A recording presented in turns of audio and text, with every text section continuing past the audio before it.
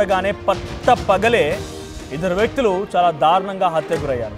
ఎవరో కారు తమ ప్రత్యర్థులు తనతో పాటుగా వ్యాపారంలో ఉన్నటువంటి వ్యక్తులే వివాదాల కారణంగా ఈ దారుణాన్ని ఒడిగట్టారు. అయితే ఈ వివాదాలపైన కొన్ని రోజులుగా చెక్ బౌన్స్ కేసులు నమోదయ్యాయి ఇద్దరిపైన. అయితే ఆ బాధితులు ఎవరైతే ఇప్పుడు మరణించారో ఆ బాధితులు కోర్టుకి హాజరయ్యేందుకు వచ్చిన నేపథ్యంలో వారిని కిడ్నాప్ చేశారు.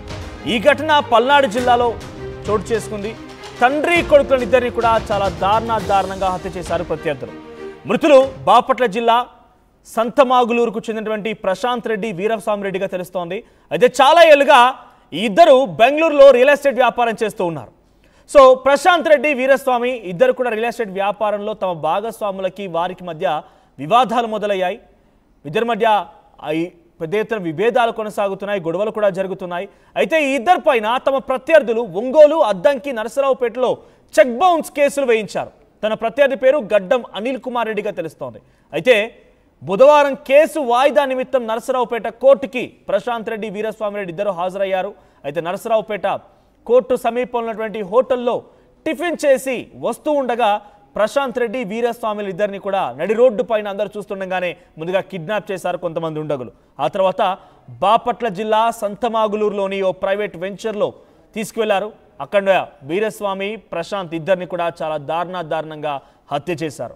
ప్రస్తుతానికి ప్రధానమైనటువంటి ఒక వ్యక్తిని అదుపులోకి తీసుకున్నారు పోలీసులు. ఎస్, మీరు చూస్తున్నారు ఆ వెహికల్లో, ఆ స్కార్పియో వెహికల్లో. ఎస్, ఒకసారి మీకు ఆ విజువల్ ఫుల్గా చూపిస్తాను నేను. స్కార్పియో వెహికల్లో ఆ ఇద్దరిని కూడా నరసరావుపేటకు సంబంధించినటువంటి ఒక కేసు వాయిదా నేపథ్యం అక్కడికి వచ్చి టిఫిన్ చేసి వస్తూ ఉండగా అక్కడికి రోడ్డుపైకి వచ్చి ఆ స్కార్పియోలో ఇద్దరిని కిడ్నాప్ చేశారు. అక్కడి నుంచి వేగంగా ఆ కారు బయలుదేరింది. ఆ తర్వాత సంతమాగులూరులోని ఓ ప్రైవేట్ వెంచర్ తీసుకెళ్లారు. అక్కడే వారిద్దరిని హతమార్చే ప్రయత్నం చేశారు. మీకు కనుక గుర్తుంటే తెలంగాణ రాష్ట్రంలో కూడా ఇటువంటి ఘటన ఒకటి ఎగ్జాంపుల్గా మనం తీసుకోవచ్చు. సో 2017లో ఇద్దరు లాయర్ దంపతులు కూడా ఒక కేసును హాజరయ్యేందుకు మంథని వెళ్తే అటువైపు నుంచి తిరిగి హైదరాబాద్ వస్తుండగా ఆ ఇద్దరు లాయర్ దంపతులని చాలా దారుణంగా నడి రోడ్డు పైన హతమార్చే సంఘటన మనం చూసాం. సో అక్కడ కూడా కోర్టుకు వెళ్ళిన తర్వాత ఇద్దరి మధ్య విభేదాలు ఉన్నాయి, ఇద్దరి మధ్య వ్యాపార లావాదేవీలు ఉన్నాయి, ఆర్థిక అంశాలు కూడా ఉన్నాయి. ఈ వివాదాలే ఏకంగా ఇద్దరు మరణానికి కారణమేట్టుగా మనం చూసాం. ఇప్పుడు కూడా దాదాపుగా అటువంటి అంశాన్ని పోలి ఉంది. సో ఇక్కడ ప్రశాంత్ రెడ్డి, వీరస్వామి ఇద్దరు కూడా తమ వ్యాపార భాగస్వామైనటువంటి గడ్డం సంబంధించిన వ్యక్తితో కొంత సత్సంబంధాలు ఉన్నాయి. అయితే ఆయన తమకు సంబంధించినటువంటి వ్యాపార భాగస్వామితో విభేదాల కారణంగా ఆయనే దీని వెనుక ఉన్నారనేది కొంత అనుమానం కూడా ఉంది.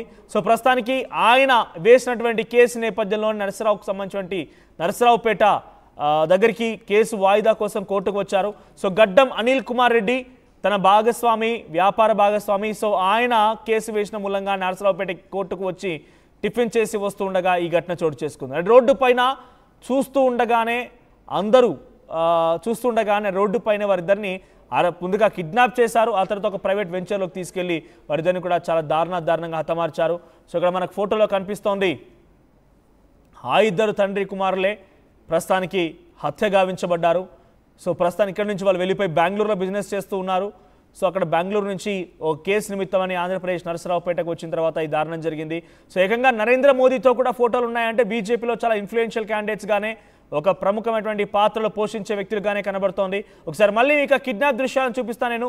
ఆ స్కార్పియో కారులో నడి రోడ్డు పైనే కిడ్నాప్ చేశారు. ఇద్దరు తండ్రి కొడుకుల్ని ఒకేసారి కిడ్నాప్ చేశారు.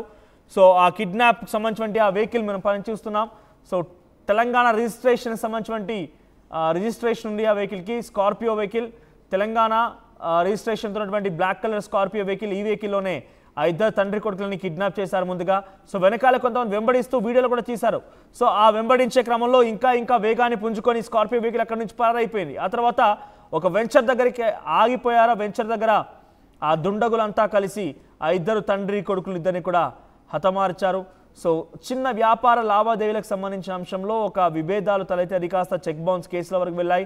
ఒకటి కాదు, రెండు కాదు, 3-4 చోట్ల కూడా ఈ చెక్ బౌన్స్ కేసులు వేశారు. అద్దంకి, ఒంగోలు, ఆ తర్వాత నరసరావుపేట, ఈ 3 ప్రాంతాల్లో కూడా చెక్ బౌన్స్ కేసులు వేశారు. సో చెక్ బౌన్స్ కేసులకు సంబంధించి వాయిదాని హాజరవుతేందుకు వెళ్ళినటువంటి ఆ క్రమంలోనే కోర్టు వాయిదాకు వచ్చినటువంటి క్రమంలోనే వారిద్దరిని కూడా నరసరావుపేటలో కిడ్నాప్ చేశారు. సో ప్రస్తుతానికి ఈ అంశం ఆందోళన కలిగిస్తోంది. ఇద్దరు కుమారులు తండ్రి కొడుకు ఇద్దరు కూడా ఒకేసారి ఒకే ఘటనలో దారుణంగా హత్యకు గురి కావడం అనేది ఆ ప్రాంతాన్ని ఒక్కసారిగా విషాదం అలుముకుంది. సో ఇద్దరు కూడా ఇన్ఫ్లుయెన్షియల్ క్యాండిడేట్స్, బీజేపీలో చాలా కీలకమైన వ్యక్తులు అన్నట్టుగా తెలుస్తోంది. మనం డైరెక్ట్గా నరేంద్ర మోదీతో ఉన్నటువంటి ఆ ఫోటోని చూస్తున్నామంటే డెఫినెట్గా he is also in influential candidate too. So influential రాజకీయాల్లో ఇన్ఫ్లుయెన్షియల్ పర్సన్ ఉన్నటువంటి ఈ ప్రశాంత్ రెడ్డి, వీరస్వామి రెడ్డిని ఇద్దరిని కూడా హతమార్చే ప్రయత్నం చేశారు. సో గడ్డం అనిల్ కుమార్ రెడ్డి అనేది ప్రస్తుతం అనుమానంగా ఉంది. ఏదేమైనా కూడా ఈ ఘటన కొంత అందరినీ కలవరపాటు గురి చేసింది. సో ప్రస్తుతానికి బుధవారం కేసుకు వాయిదా వేసిన నేపథ్యంలో నరసరావుపేట కోర్టుకు వచ్చారు ఇద్దరు కూడా. సో ప్రస్తుతానికి నరసరావుపేట దగ్గర ఈ ఘటన చోటు చేసుకుంది. మరిన్ని అప్డేట్స్ తో మా ప్రతినిధి రాజేష్ సిద్ధంగా ఉన్నారు. ఎస్ రాజేష్, సో ఏం జరిగింది? ఒకేసారి తండ్రి కొడుకులను ఇంత దారుణంగా నడి రోడ్డుపైన అందరూ చూస్తుండగానే హతమార్చే ప్రయత్నం చేశారు. ఇంతకీ ఆ నిందితులు ఎవరు? ప్రస్తుతానికి ఆ స్కార్పియో వెహికల్ ఎవరిది? ఎవరు దీని వెనుక ఉన్నారు? అనిల్ రియల్ ఎస్టేట్ భాగస్వామిగా ఉన్నటువంటి అనిల్ రెడ్డి అనే వ్యక్తే కొంతమంది కిరాయి మొగలతో మాట్లాడి ఈ దారుణానికి ఒడిగట్టినట్టుగా పోలీసులు అయితే అనుమానిస్తున్నారు. ప్రస్తుతం పోలీసుల దగ్గరలో నిందితులు ఉన్నట్టు సమాచారం వస్తుంది కానీ పోలీసులు మాత్రం ఇంకా ధృవీకరించట్లేదు.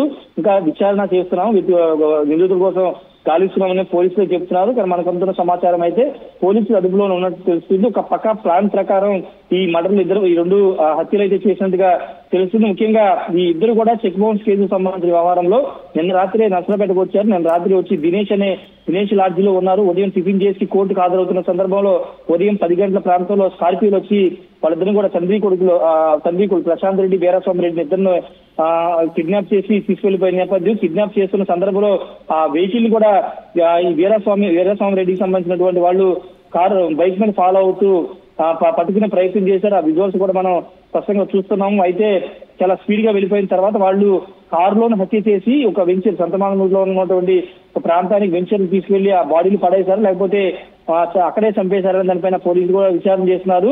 కారులోనే చంపేసి బాడీని అక్కడ పడవేస్తుంటారనేది ప్రాథమికంగా పోలీసులు అయితే గుర్తిస్తున్నారు. ఇది కేవలం రియల్ ఎస్టేట్ కి సంబంధించిన వ్యాపారంలో తేడాలు రావడం, వ్యాపార లావాదేవీలో భాగస్వామ్యం అంటే పార్ట్నర్స్ మధ్య గొడవలే దీనికి ప్రధాన కారణమని పోలీసులు అయితే ప్రాథమికంగా గుర్తించారు. ఆ నిందితులు కూడా అదుపులో తీసుకున్నట్టు తెలుస్తుంది. ఈ ముఠా సభ్యులు, చిన్న ముఠా సభ్యులు ఈ మర్డర్ హత్యలు చేస్తుంటారనేది పోలీసులు అనుమానం వ్యక్తం చేస్తున్నారు. సంతమాగులూరు అనేది ప్రస్తుతం ప్రకాశం జిల్లాకు సంబంధించినటువంటి ప్రాంతం, ప్రస్తుతం బాపట్ల జిల్లాలో ఆ నియోజకవర్గం ఉన్న నేపథ్యం. అయితే ప్రస్తుతం అక్కడి నుంచి ఇక్కడ నర్సరావుపేట కోర్టులో చెక్ బౌన్స్ కేసు వేయడం ఏంటి, అసలు ఎక్కడ real estate, Bengaluru real estate చేస్తారు లేకపోతే ఏపీలో ఎక్కడ రియల్ ఎస్టేట్ చేస్తున్నారు, భాగస్వాములు ఎవరు, కర్ణాటక చెందిన వాళ్ళు లేకపోతే సొంత ఇక్కడ సంతమాగులూరు చెందిన వాళ్ళు అనే దానిపైన పూర్తి స్థాయిలో సమాచారం అయితే రావాల్సి ఉంది. ప్రస్తుతానికి అయితే పోలీసులు అదుపులో చెప్తున్నారు కానీ ప్రస్తుతం బాడీల వద్ద కూడా పోలీసులు ఎవరిని వెళ్ళనివ్వట్లేదు. అత్యంత దారుణంగా వాళ్ళని హత్య చేసినటువంటి పరిస్థితి, తండ్రి కొడుకుని ఇద్దరు కూడా చంపేసి ఒక చోట పడేసినటువంటి పరిస్థితి. పూర్తి స్థాయిలో పోలీసులు అయితే విచారణ చేస్తున్నారు. ఇంకొక ముఖ్యమైన విషయం ఏంటంటే ప్రశాంత్ రెడ్డి బీజేపీలో